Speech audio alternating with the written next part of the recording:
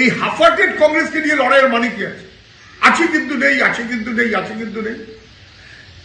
Credential যাদের secular, তাদের গোটা দেশের মূল কথা ছিল বিজেপির বিরুদ্ধে ধর্মনিরপেক্ষ শক্তিগুলোকে একজোট করো, পশ্চিমবাংলার ক্ষেত্রে বিজেপি তৃণমূলের বিরুদ্ধে একজোট করো। সেই দায়িত্বটা যদি কংগ্রেস দিতে না চায়, কংগ্রেস ঠিক করবে। আমরা তো আগে থেকেই বলেছি আমরা হামলে পড়বো না, আমরা আগে থেকেই বলেছি আমরা হামলে পড়বো না, না বোঝার কিছু নেই। আমরা বুঝতে পারছিলাম যে আসলে নানান রকম ইত্যাদি ইত্যাদির কারণে কংগ্রেস আলাদা করে দাঁড়াতে চাইছে।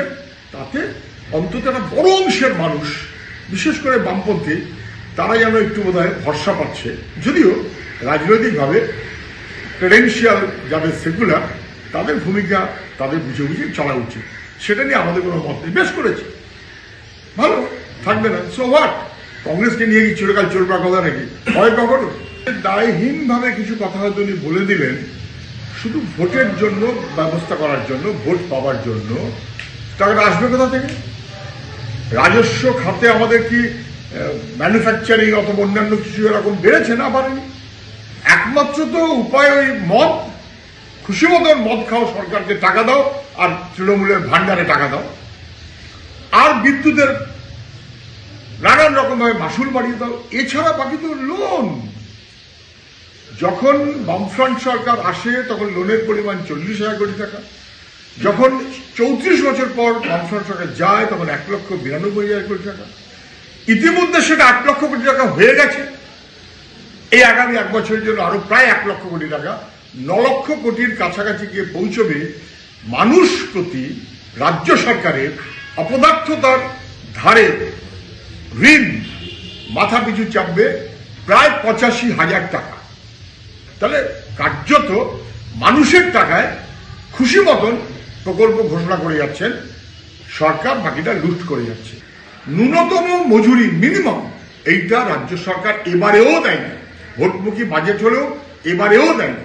মাস্টারমশাই তাদের নিয়োগ দুর্নীতি ভয়াবহ, কর্মচারী তাদের ডিএ না দেওয়া ভয়াবহ, যারা কন্ট্রাকচুয়াল ওয়ার্কার সরকারের কাজ করে তাদের দিকে পর্যন্ত সরকার তাকায়নি। ভোটের জন্য কিছু দেখনাই জিনিস করেছে, কিন্তু কোনোটাই ন্যূনতম মজুরির যে আইন তার অংশীদার হয়নি, তার চেয়ে অনেক কম। ফলে মানুষের দামিটা থাকবেই, এটা নিয়ে কোনো সন্দেহ নেই।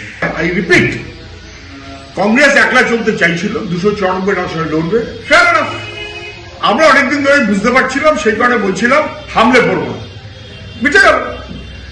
কখনো কংগ্রেস আছে, কখনো কংগ্রেস নেই। এই হাফার্টেড, এই দোনামোনা মনোভাব নিয়ে কখনো বিজেপি তৃণমূলের বিরুদ্ধে জোরদার লড়াই করা যায় না। সেটা একটা স্কোপ থাকলো।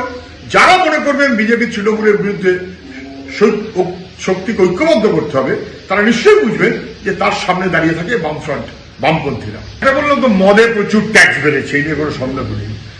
ট্যাক্স, এই ট্যাক্স বাড়াটা কি খুব অর্থনীতির জন্য ভালো হয়? সে প্রশ্ন তো থাকবেই।